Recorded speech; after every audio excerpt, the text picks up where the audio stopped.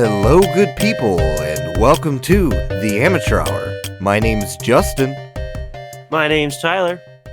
And welcome to our 4th episode. I'm super excited. I hope you guys are enjoying the new setup that we have in terms of our scheduling. I definitely want to start off the rip and talk about the scheduling because we've been addressing it, but just in case for anyone who's just listening and just be like, wait, where was the episodes for the rest of the month for September?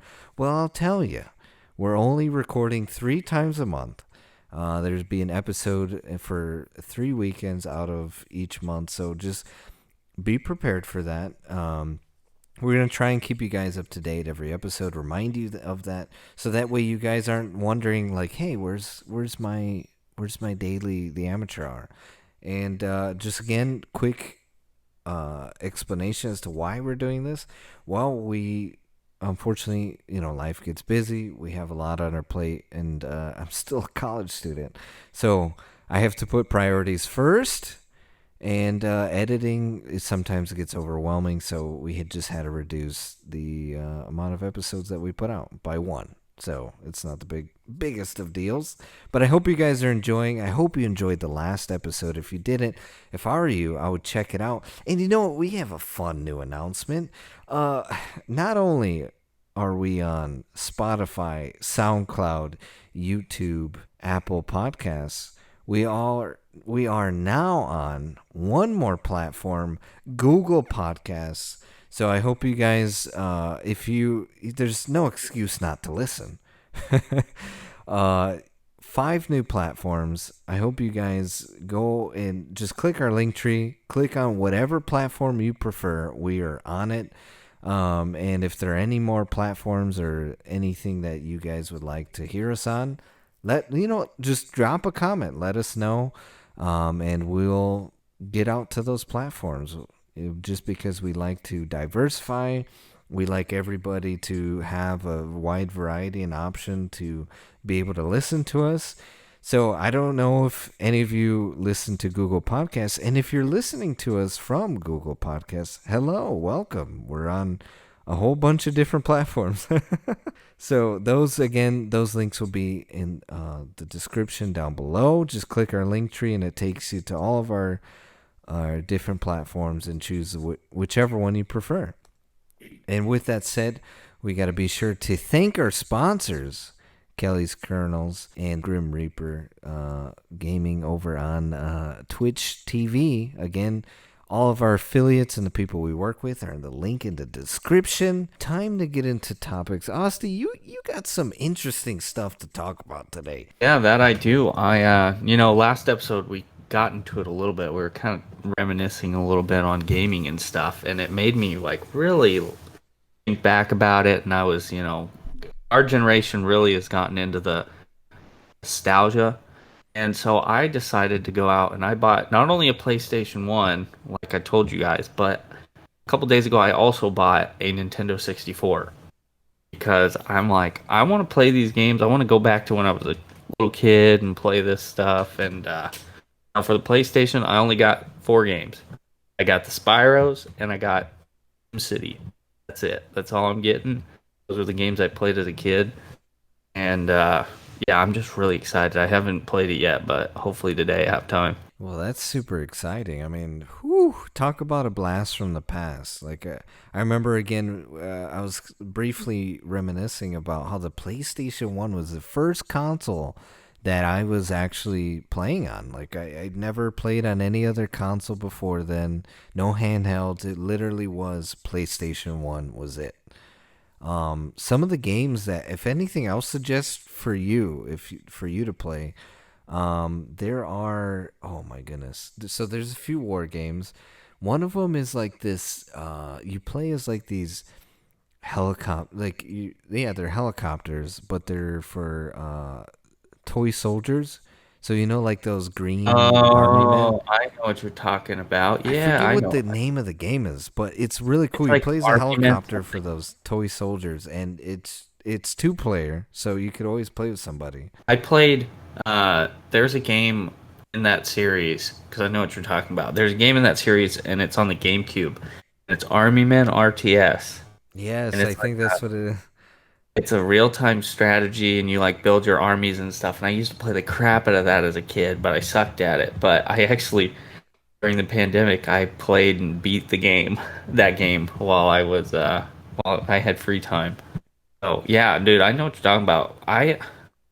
The PlayStation 1 came into my life kind of by accident because or whenever I first played it. I was really really young and my aunt had play a PlayStation 1 or maybe she had some foster kids. It just kind of like we moved in so she moved out of her house and I guess the PlayStation 1 got left and so it was at the house when we moved in. We bought the house from her and we just started playing it and it was just kind of by chance that she had all the Spyros and then SimCity and oh it was so much fun. I used to I never really played the Spyros on it but I would watch my mom play it and then attempted to play SimCity as a kid destroying this mainly building big cities or there was like preloaded cities on there and I would just do all the disasters and just destroy the whole city. Yeah, see, those are just absolutely fantastic. There's another I think it's called like oh man, it's like World of Tanks. It was almost like World of Tanks, the new game that's out now. But it was like a game where you played as different tanks and you fought each other or you fought like, the enemy AI or whatever. And that was another fun PlayStation 1 game that I would Yeah, I heavily remember. suggest. I'm trying to look up the shooter that I was thinking of right now. I Um, found one that's Army Men 3D. I don't know if that's it though, There's like a whole there's a whole but it's like the toy whole soldiers series. and toy helicopters, Yeah, like the little and dude, it's green plastic literally the figures. little army dudes. It's Yeah. so fun. One of the Um, games I played on PlayStation 1 that you brought up helicopters, the first thing I remembered is there's a game that was RC helicopters and you'd go through different courses and do different like stunts and flips and stuff. like cool. That was one of the PS1 games that I played as well. So that one was pretty cool too. Yeah, I don't. Yeah, last episode we were talking about reminiscing and stuff on games, and it just made me think about it. And literally, we recorded that episode that Sunday and Monday while I was at work early in the morning. I went on Facebook Marketplace and I just bought one. So I was like, I just want to play it. I think PlayStation 1 and 2 are probably when I became like a real gamer because that's when I played the most. But I'm glad you brought up Nintendo 64 because, as anyone knows, my gamer tag has 64 in it because my first console was a Nintendo 64. Dude, So the all that Nintendo stuff super 64 cool. is so good. That was the console that when I was a kid, me and my siblings, before the Wii came out at least, me and my siblings played it a lot together. And my sister, hopefully she listens to this episode, because one of my favorite memories as a kid was we had this game. It was called It's Beetle Adventure Racing. Really weird. The Nintendo back in that day, like there were weird racing games. But we would play that and we made my mom go and get like more Nintendo 64 controllers because I think we only had like one or two. And the two we had, the wires were like messed up and stuff. And so and the sticks were messed up, but we had enough for all four of us to play Beetle Adventure Racing. And so my mom and my two older sisters and me would just play all the time. It's so much fun. One of my favorite memories as a kid. I sucked, of course, but my mom. I think I watched my mom beat that game too. Like, and so yeah, I'm just like really excited. I'm excited. That one hasn't come in. The Nintendo 64 still hasn't come in yet. It's supposed to come in, I think, Tuesday, but I think I a but Beetle Adventure Racing. I just it looked that was up real quick. I'm like, that sounds so familiar. I it's don't really remember any of the names of the games from that long ago. I just remember playing them. the only reason I know is because I looked them all up and I just bought a bunch. So, So I um, have a list for you, Asti, We of had Donkey PlayStation Kong, 1 I know games. that.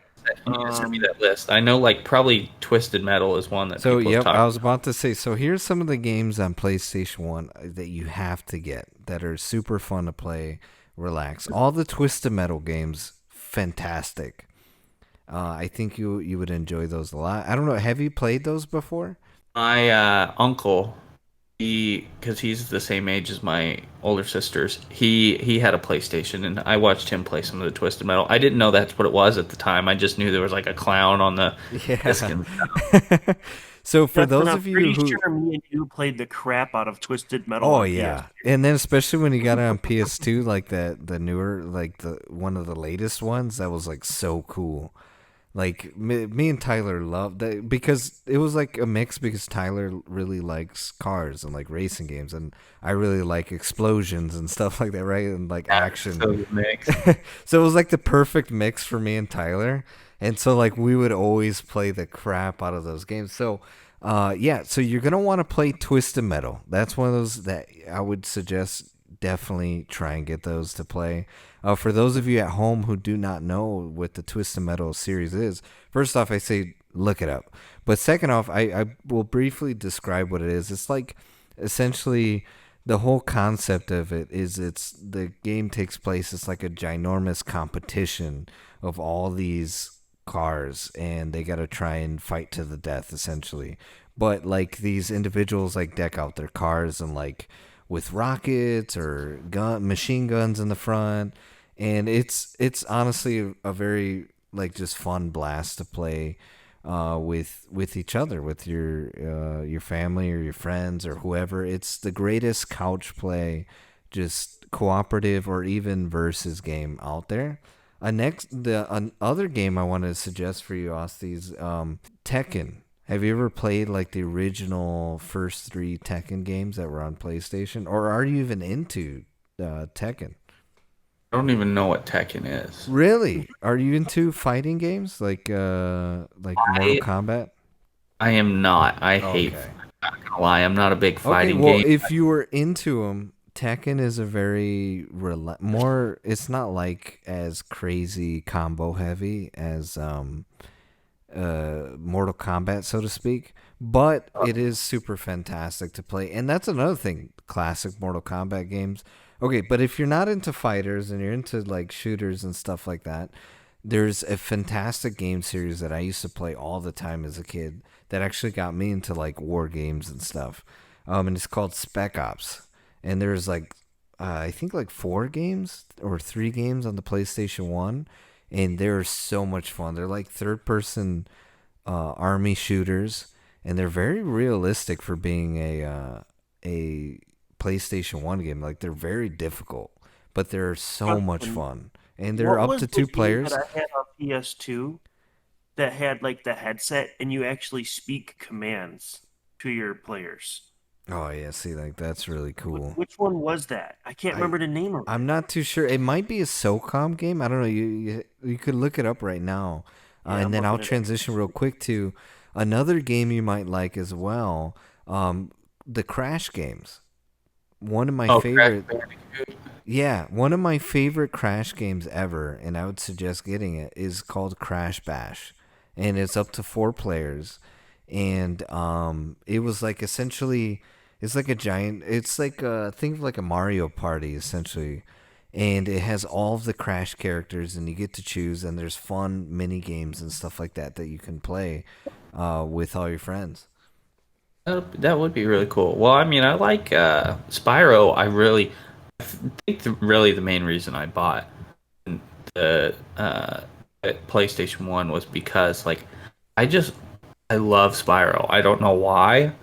I now own it on the Nintendo Switch, the Xbox One, and now I own all three copies complete in their little cases on the PlayStation One now. So like I've a lot of people have recommended Crash Bandicoot because I like it. Spyro, so I just haven't played it yet. I need to do it though because it does look pretty fun. Yeah, like we had the four-player connector where that you can like plug in the thing and you could plug in four controllers, and like you said, Crash Bash was like such a fun. It's a fun play. Like when I didn't have a PlayStation, I think I played it with Tyler.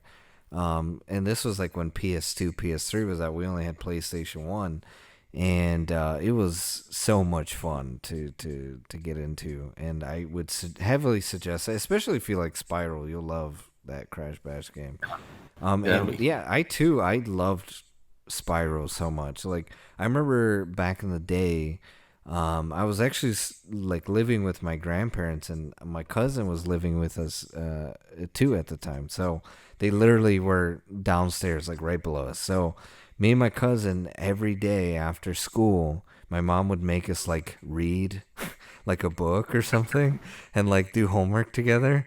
And then once we did, we'd go downstairs, plug in, blow off the PlayStation 1, break out the mini TV, plug in the red, yellow, and white cable in, and sit down and take turns playing Spiral. Like that was a ton of fun. Did they?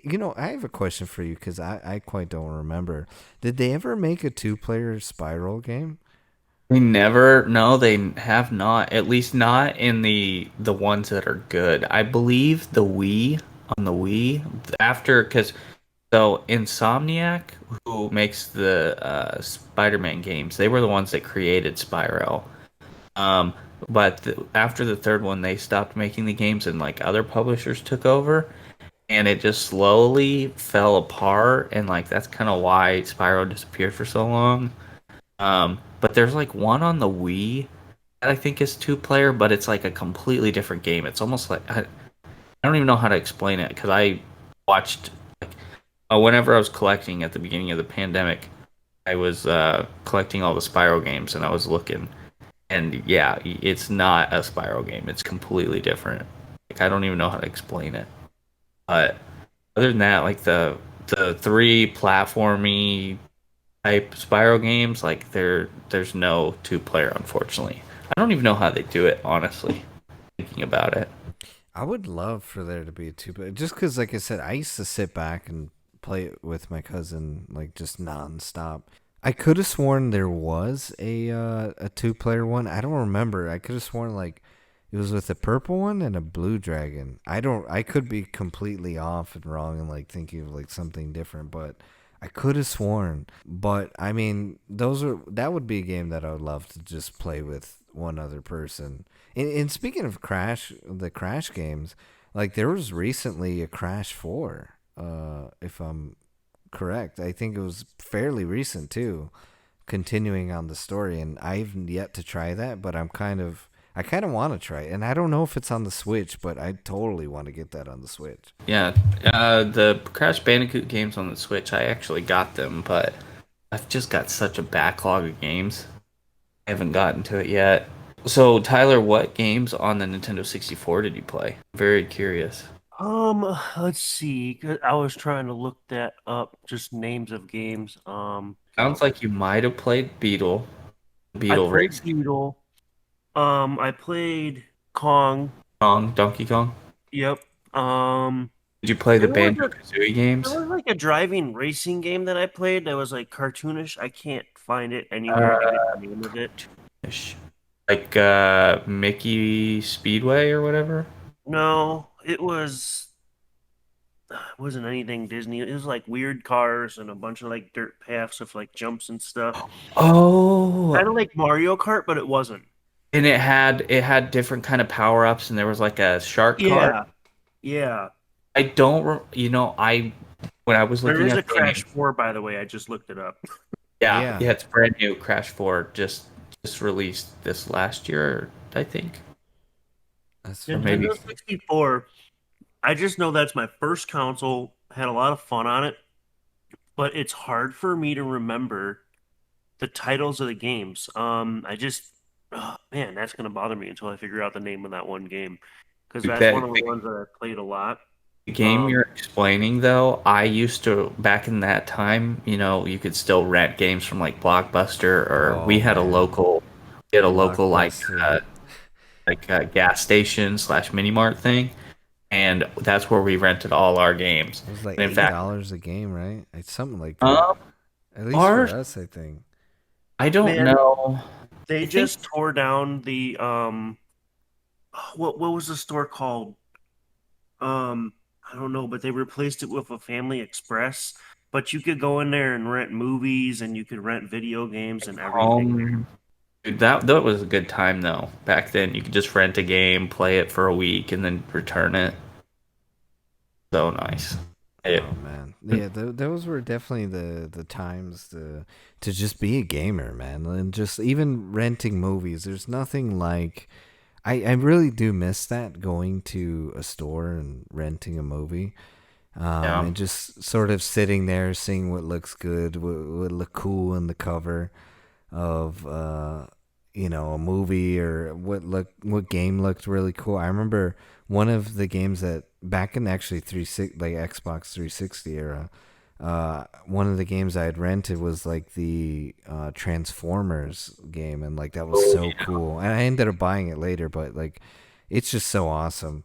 And just to have that ability, I don't know, it's just so nostalgic, right? Mm, I was thinking of another PlayStation game to like suggest to you, and there's this game called Destruction Derby Raw, and it's a car game, but it's like so fun because it's like you're pretty much just crashing cars altogether. It's a derby, and like it's just such a fun game. I'd suggest that one too. Check it out, and those of you at home, like feel free to check these games out. And if you've played these games or have any games that you've like want to suggest that you've played as a child or was a part of your childhood, like please just drop it in the comments, and we'd love to hear more about it and maybe even discuss it in another podcast episode. dude, I feel like that time frame was like the time for racing games. There were so many different kinds of racing games, and you had the Beetle racing game, you had Twisted Metal, you had like the actual like licensed NASCAR games, you had Yeah, they had the it was just a Wipeout lot series. more just fun type of racing. It wasn't just like the regular old like Gran Turismo or something. Even Gran Turismo back then was really awesome too. Hmm. Um, you know what it reminds me of, though? Recently there was a fun racing game that people are actually kind of talking about, and it's got good reviews. Is Hot Wheels has came out with a game on modern day consoles, where you race, you could build tracks. And I'm so far hearing really good reviews. I was actually going to talk to you about that like a while ago because I'm like, it's kind of interesting. I might want to try it out with somebody. Yeah, I actually saw that. I was at Walmart a couple days ago, and I saw it, and I was like, that looks kind of interesting because back when I was little, there was a Hot Wheels game on the computer that I would sit and play for hours and hours, and it was literally just pressed forward, backward, left, right with the directional keys, and you were just on a Hot Wheels track that did all kinds of super crazy cool stuff. Like one of them, you at the end you landed in a fish bowl, or you went over a fish bowl, and one your car like flies and crashes into a screen. Like, oh, it was such a fun game. It was so much fun. So if it's anything like that game, might be hooked. Yeah. Everything your parents yelled at you for doing with your real Hot Wheels. Literally, that's exactly. It was like I vividly remember there was like an opening cutscene for the game, and it was like it was this Hot Wheels truck just like coming, and it was driving to this kid's house, and it stops in the driveway, and it unloads the mother of all Hot Wheels track collections and stuff. It was it's like a kid's dream. It's like the whole game is like based off this kid's just making tracks throughout his house. Like first level is in his living room. Then there's like one in the dining room slash kitchen. Then there's one in his bedroom. One So downstairs. So in this new Hot Wheels, it's very similar to that, and I think it takes place in one room setting. But you Okay. literally, and when you're customizing and like building your own tracks, and by the way, you can play other people's tracks, like whatever they make. And anyway, it's like literally you can even customize the room, like the whole background detail and stuff like that you're seeing, like during in the mini track. So it's actually pretty extensive. You really got to look into it. I'm sure you would, especially hearing you talk about this game now. It's very similar. And now just picture that, but now more modern graphics. Dude, it was so much fun. That just unlocked a whole memory for me. That was so much fun. I would sit there for hours playing that. Dude, and just think of like how gaming back then wasn't as popular as it is today, right? Like you're thinking now of video games making millions of copies, and back then it was just max at hundreds of thousands, right? Like it was Yeah. like barely anything. And to think too, like when playing video games like back then was like it wasn't always cool.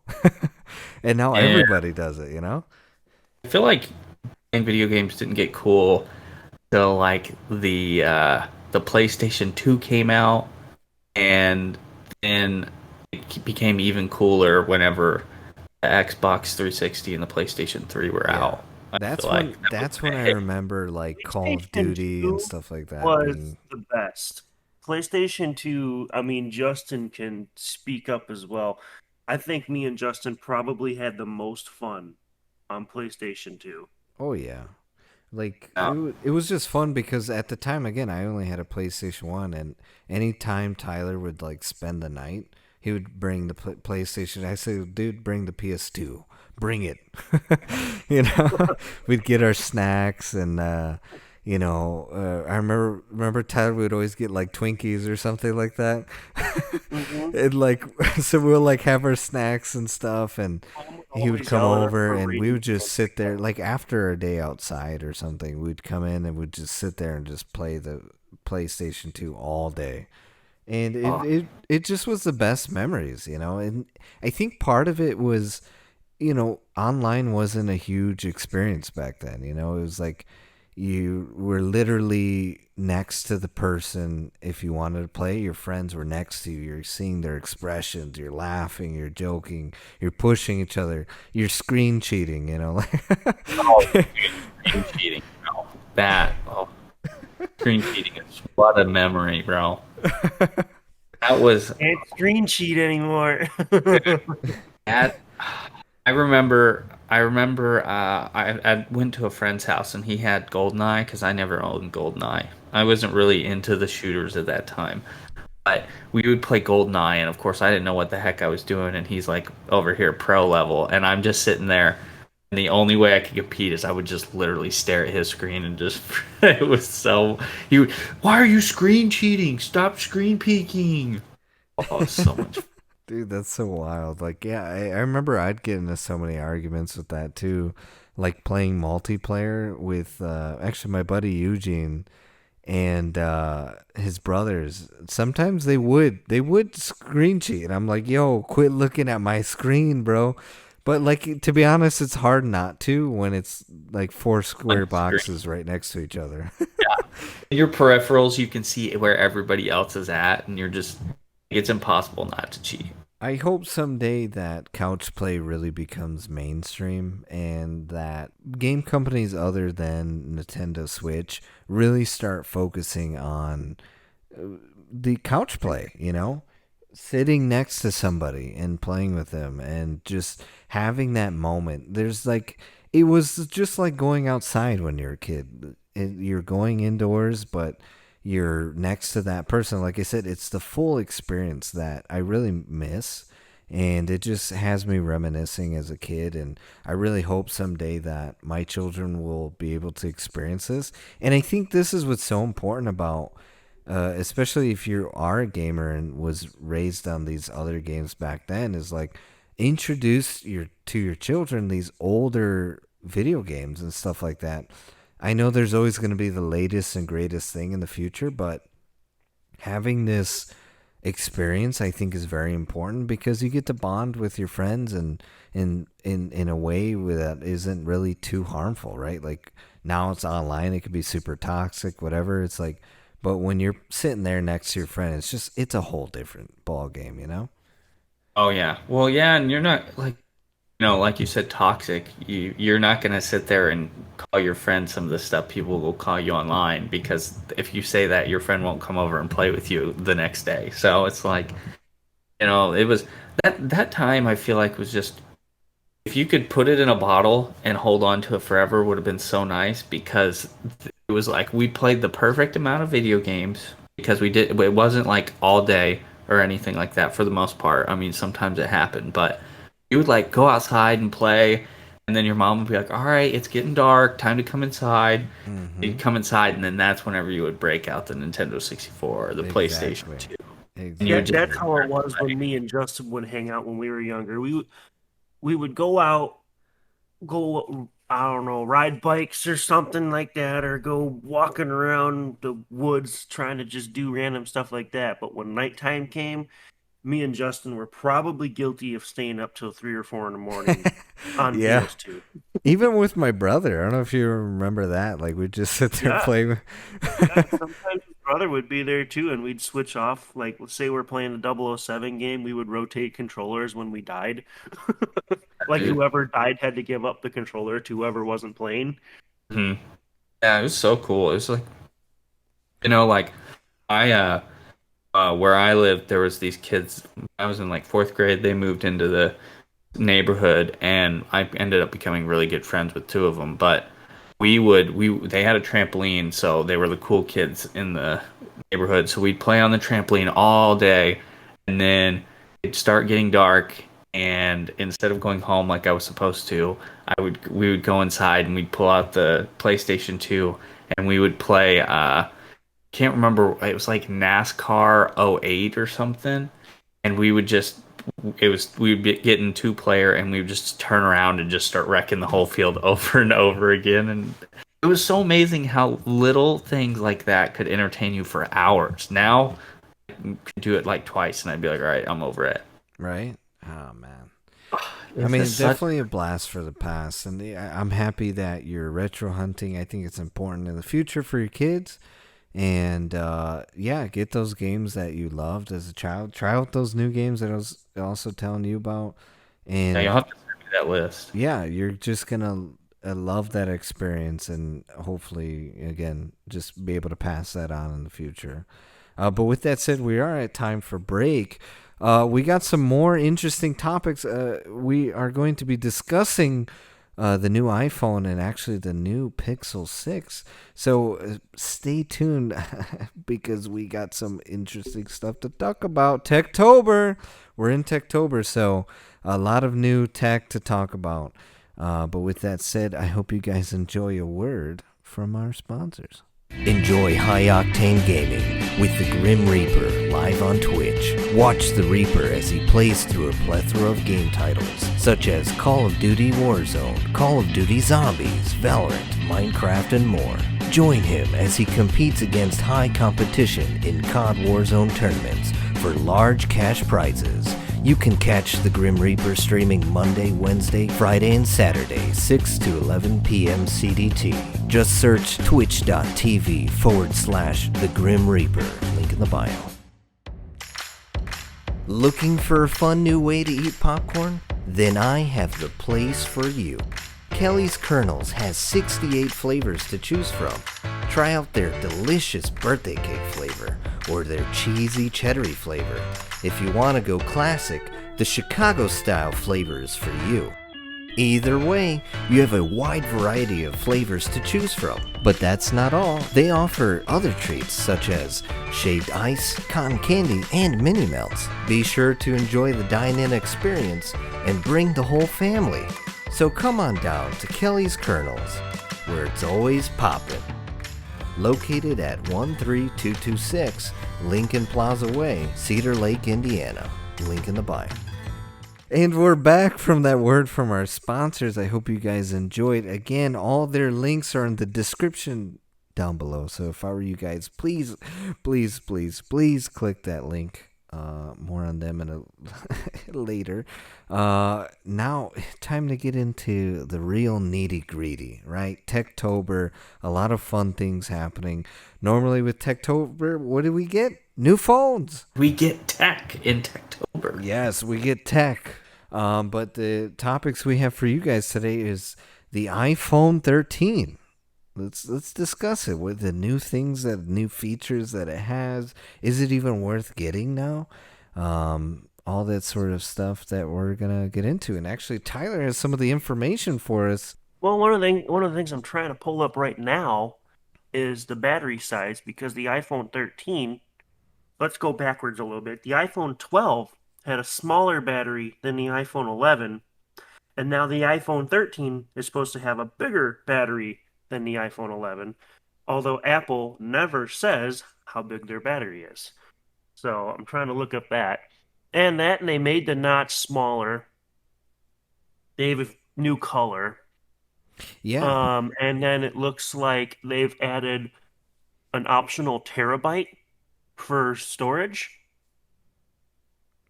I yeah, I believe they only had 512 on and the they have the 11 new and 12. cameras, right? With that, what was that tech that you're able to use now for filming?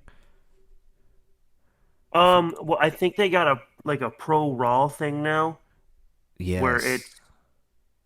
it basically records it unmodified and then gives you all the options later in software for you to edit to footage and do whatever you want with it. Yeah, And aside so from that, there's bigger sensors to let in more light. There's a better wide angle. Um, Everything like they always improve their cameras on year to year. yeah, and with these new options, well, right, you have also like the new storage options, and with that, in order to get the raw ability to get that 4K footage, you actually have to have a 256 gig. If not any lower, unfortunately, you do not get that sort of feature. But I think, do you think this is like sort of like an opportunity to start filming on your phone? And is it worth it? I mean, would you personally get a bigger storage just to film on your phone? See, I don't know about that because I thought there was an option if you had your iPhone 13 plugged into a computer, you could still record with the smaller one. I could be wrong on that though, but that's how most people do it. They usually have their camera or whatever they're recording on plugged in so it goes straight to a storage device. But I mean, if you have the money to front, because let's face it, when you go to buy your iPhone Pro Max and you get whatever color you want and you go to a terabyte, you're looking at where's the I price? You're believe not like going to tell me close the to price? 2000. It's It's gotta it's be a $2,000. lot of money. Yeah, I mean, I think in terms of this, I mean, we even discussed, Tyler, when we were sort of Sixteen hundred discussing dollars. the idea of going to the studio. We were discussing the idea of possibly even just using our iPhone. Because I said, oh, well, someday I want to get a newer phone and I might be making the switch more on that later. But we talked about like, okay, well, we would actually probably be able to just use our phone for setting up because ultimately we do want the podcast going visual, especially for YouTube. So us doing that, being able to film on our phones a 4K quality, a high quality video, that's going to be absolutely fantastic. And if we have that ability, I think, hey, why not? And so we talked about that because it makes equipment cheaper, right? We don't have to worry about spending money on a camera or anything like that. It's literally we just set up our phone for an hour or so and literally record. And I think that's going to make things a lot just, I don't know, it's so innovative. And I really want to try that out. And so we discussed that prospect. I Another thing I did want to discuss is like the colors of it. Like, so for the 12, so there's different versions, right? Like you got the 12, the iPhone 13 mini, you got the iPhone 13, and then you have the 13. Was it like the Pro models, right? Like you got the Pro Max and just the Pro. So Uh, with each one, Yeah, you get like newer colors. So the iPhone 13, the base model, has this lovely new color called like midnight, and it's like this deep blue, which looks absolutely fantastic. they have that one. And did they have black before? I think I want to say yes, but it might have Let me been more look. of that. Or yeah, I think they have. I know Okay, they yeah, have they had black. gray. Oh, they okay, so they took out the like green color and then they changed the purple color to a lighter color. Did they change the blue color? The blue looks the same. Yeah, the blue is the blue. The midnight is it's not completely black. It's more of like a deep navy for the iPhone 13. And now the It's a little 13 lighter, Pro, actually. we have to talk about the color shift because they had the option for that beautiful blue in the iPhone 13 or 12 And they Pro. gave it like a baby blue. Yeah, and now they made it. It's called Glacier Blue, which is this baby blue, and it just I don't know. It does for me. It doesn't scream premium. It doesn't scream Pro Max. It screams just like it dumb. Like I don't know why they And made they the were colors. rumoring like this coppery orange color or a slate or like a really deep black color. I was really hoping those two were gonna come because those would have been 10 times cooler than this blue that they came out with. Right? I would feel like it would be more premium to have deeper colors as opposed to like instead of black you have to get graphite, which is an like an off black and off gray, right? Like a bit of a charcoal. And I just wish that they would have had better options.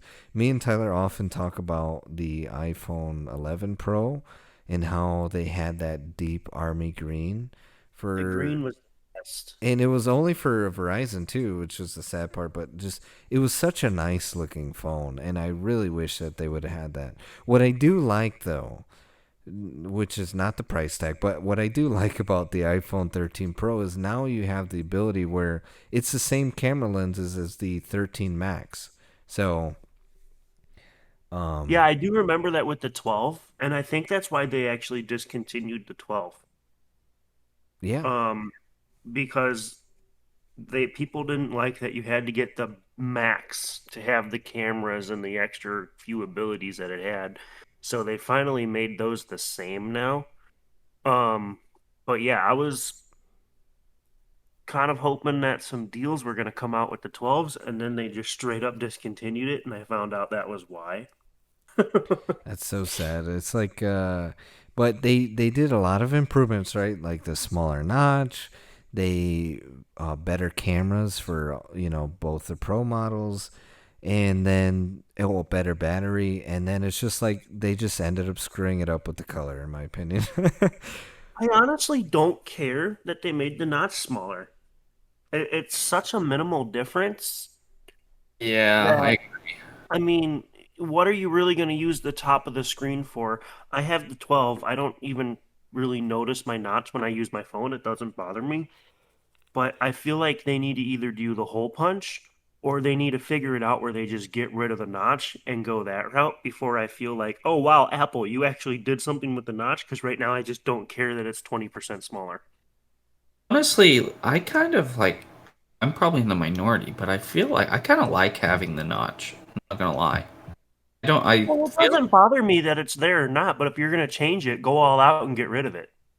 like I don't know. A lot of people, Samsung or Android users, a lot of them harp on the fact that there's the notch, but I don't know. I just like aesthetically, I just don't find it that bad. Mainly because I feel like it works really well. Because I'm looking at my phone right now, and it like splits. Like on one side of the notch is the time, and on the other side is all like the battery life, your service stuff. Like I don't know. I just kind of Yeah. enjoy the notch. I'm not gonna lie. To be honest, at this point, that's what makes an iPhone, right? It's like I used to hate it too, but when you really think about it from an aesthetic point, right, and when you really think of an iPhone, now it really associates with that notch. Like it literally is a really big staple in what an iPhone is, and so it's like if they do change that, it is, believe it or not, a unique feature to what makes an iPhone an iPhone. Because they actually they had what they kind of started the trend of that notch fairly early on, and then other phones were adopting that style as well until people were like, "No, we don't really like this," and they came out with the better tech. Well, and I Well, and also that's why Android people always act like that because they're like, why do you need a notch when you can just have more screen? Android did it. yeah, but I also think maybe that I could be completely wrong. I feel like um if anything, it kind of protects your phone better having that there. I feel like it's like instead of the whole entire front of the phone being a screen, there's like a little bit that notch there. I don't know. I just kind of feel like I see a lot more people breaking their front cameras on Androids than I do iPhones. Now, some of the, I guess, going on, and speaking of Android, the Pixel 6, thoughts, new things that are coming out. As far as I'm aware, because they haven't released like a crazy amount about it, and like they haven't given already like, hand to hand sort of tech reviews. So, so I don't know. There's let's start off with this. There is a new camera style in the back. It's very I hate it. jarring, very different, and this is the first I don't thing like it. people recognize. And Tyler says already that he doesn't I like think it. it looks So like garbage. it's a ginormous line across the back, and I don't know if you have a It's not even a image. line; it protrudes. Yeah, it It's a protrudes as big. That well, line is a giant bump too, so the phone can't sit flat. I mean, iPhone but has the same thing. it's You put newer a case on it, cameras. problem solved. But Yeah. I just don't like the way it looks. Now, the one thing we know about the Pixel, though, is that their camera quality has always been really phenomenal, right? And so I think that Yeah, if you Pixel really, has been the phone that everyone says, I need a cheaper phone, but I still need a good phone. And that I'll give to Google. They made a cheaper phone that is worth buying because you get really good specs. And now with the Pixel 6, the specs are actually, I mean, here's one right here, an OLED 90 hertz screen, 50 megapixel camera, 12 megapixel camera. I don't know how big the battery is. The Pixel 6 isn't listed, but the 6 Pro is listed at 5,000 milliamps. yeah, I would assume That's a that good size battery. the Um, 6 is probably like 4,000 because that's what the 5 was, about like 4,000 something milliamps. say between 4 and 4,500 somewhere in there because you always want to make the battery bigger. That's just the fad. Um, but yeah, so regardless of the fact, it's going to have a good sized battery, and it's just those specs alone. That's a phone that is worth buying. That's what a lot of people are looking for is the value in the phone, and Google Pixel's always had that. And it's also worth mentioning that some of the new stuff that they're adding is their new chip that they're using, the Tensor chip, which is something that I think is going to really set them apart in terms of the like how their software works, right? Like we already Mhm. know that what's that called? The Android base software is like really awesome. The OS, it runs really smooth. It's like great. So now you're having that plus you have a chip that is literally supposed to be similar to what like an M1 chip for a MacBook, right? Where it sort of it adds better processing essentially for your Well, device because it it's it brings everything together because okay, let's look at Apple with the A15. There's security built into the chip. There's a GPU, a CPU, a neural engine. There's a bunch of different processing that's made specifically for iOS. Well, now Google gets to do the same thing. Google made the phone, they made Android, and now they're making a chip. So now Google gets to dip into the same thing as what they're talking about with their Tensor chip is now they can have the security they want, they can have the performance they want, and but most important, they can match it to the hardware. Whereas before, you got a Snapdragon chip, but the Snapdragon chip was made to work with how many different Android devices. So now that you can kind of dial it into this is the Tensor chip and it works with Google phones, there's less you have to make it diverse for. It can be made only for this Google phone, and that can make that chip perform a lot better. yeah, it's And it's exciting. it could be a really good selling point, kind of like how Apple's using M1 chip as a selling point. It's like this is the only place you're going to get this kind of situation in a phone now is with them, because I'm sure it's I'm sure they're similar concepts, but I bet there's a lot of differences between the M1 chip and this new Google chip. Now, Yeah, one of the I'm hoping we can things, see another level of competition because that's one thing you get with an iPhone. There's not a processor in another phone that is as fast as the iPhone, but part of that is because iPhone made the processor to work with their hardware. So Yeah. now I'm hoping that we see some competition with the Pixel, that their phone works a lot better because they have a processor doing the same thing, working for their hardware. So I'm kind of hoping to see a little bit of a market share disruption and maybe some more competition between Apple and Google. I think that'll be pretty welcomed in the tech community and Yeah. maybe drive some prices down for Apple. again, with the in terms of too, like the style of the phone too, like looking at that in particular as well, I really love the two-tone glass look that they're going. They're going back to what seems like a glass back, because the last one actually was more of a matted back. And to be honest, I for some reason have a very just a very like just huge love for Pixel phones. Like I think they're really cool, they're really different, they're unique.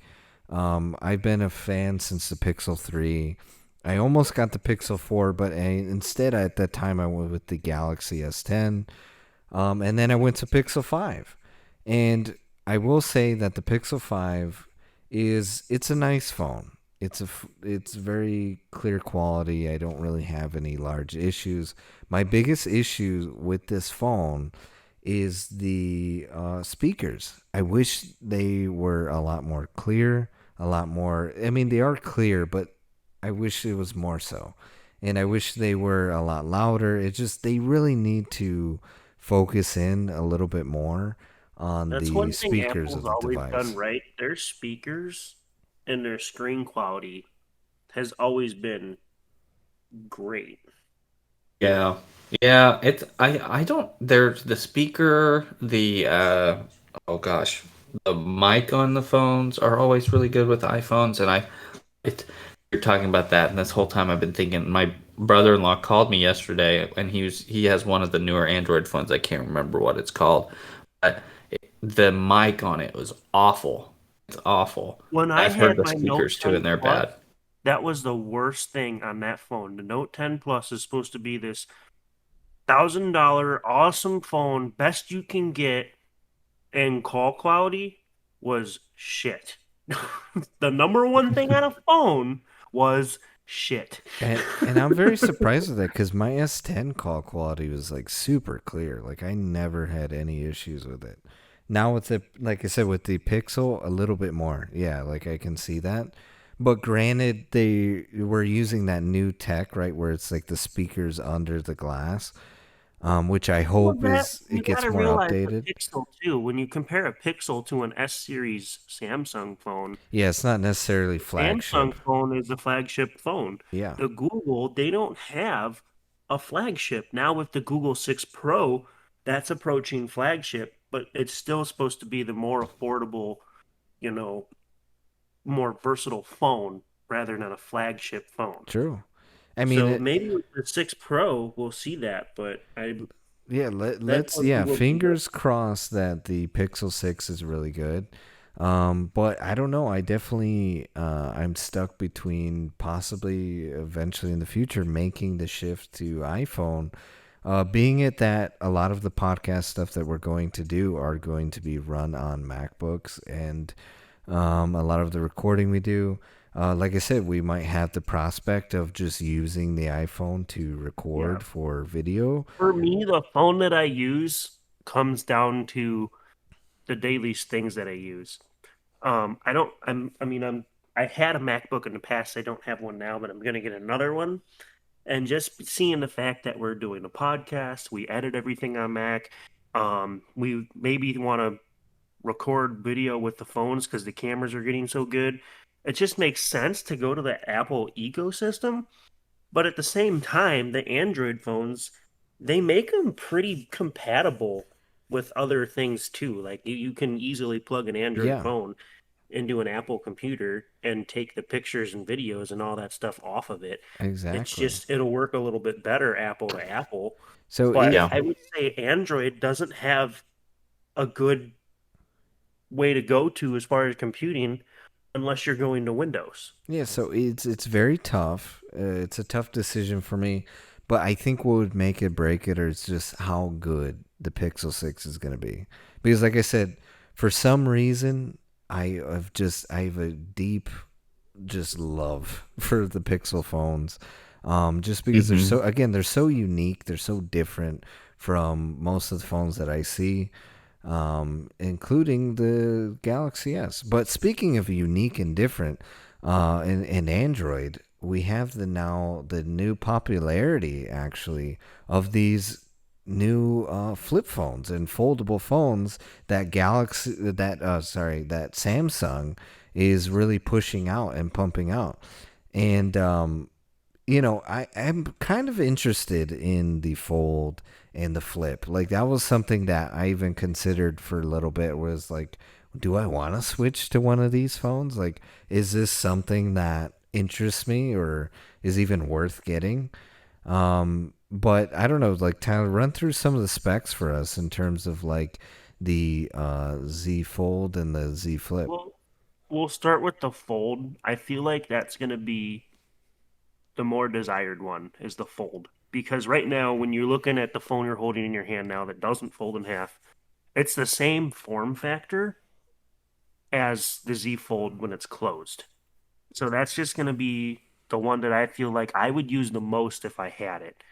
Um, so 4400 milliamp battery, it's decent. They can't really have big batteries because they fold in half. When you consider the fact that it's a 4400 milliamp, but then there's a 7.6-inch screen, a 12 megapixel camera, and then 12 gigs of RAM, Android is power hungry. And when you're driving a big display, a lot of RAM, and just the way that Android handles power, I feel like they should have really tried to cram a 5000 milliamp battery in that phone. I don't think it's going to have great battery life. Yeah, because But essentially you're getting like what that bigger screen, so it's like running a tablet. it's like it right, and a tablet has bigger than a 5000 milliamp battery. And then let's see if we go down where's the here we go. Android 11, which by the time it releases, I'm sure it'll update to Android 12. Um, a quad core processor. It's one of the Qualcomm Snapdragon 888.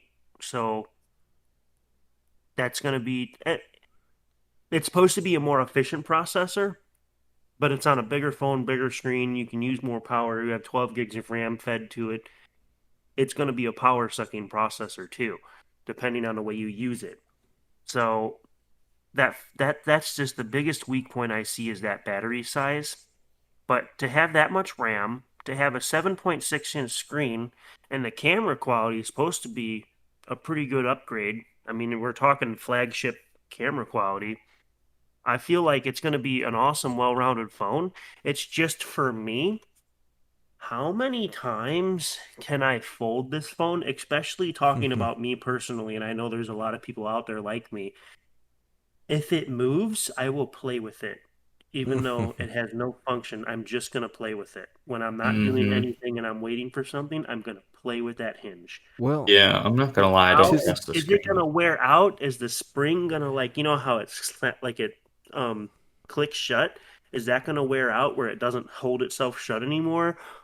Is the part of the screen bending? Am I going to start getting like dead pixels or like a white stress line from bending it so much? well, I know That's always the thing I worry about. for some of those questions that you do have, like the channel Unbox Therapy, they actually did a stress test for the foldability for these Galaxy Fold phones. So if you do want to check that out, it is on their YouTube channel, and I'd probably suggest for you too, Tyler, checking that out. And it kind of answers some of the questions that you may have, and in terms of the durability of these phones. So And that was the generation before this newer generation of Galaxy Fold phones. For me, I personally find it very interesting.